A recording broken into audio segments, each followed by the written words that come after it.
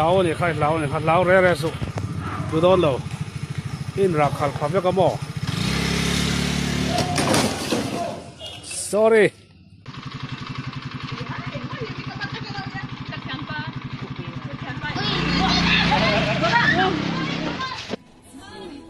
khá sư khá phi đô này rồi mua miếng thì cái tiền hết thu mà vẫn khá tiền lâu đấy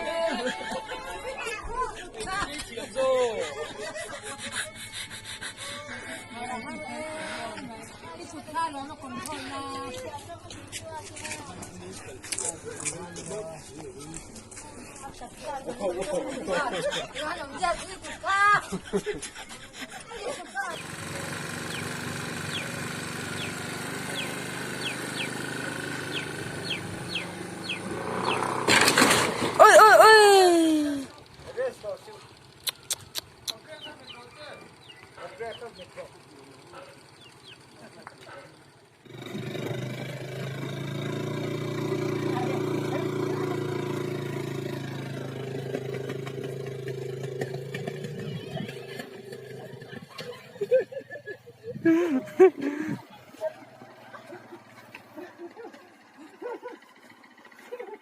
Viên đều rồi. Ai giấu vắt rồi nè.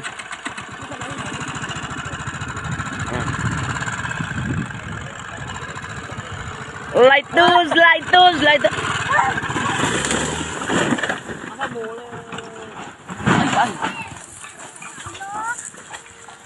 Bây giờ tục.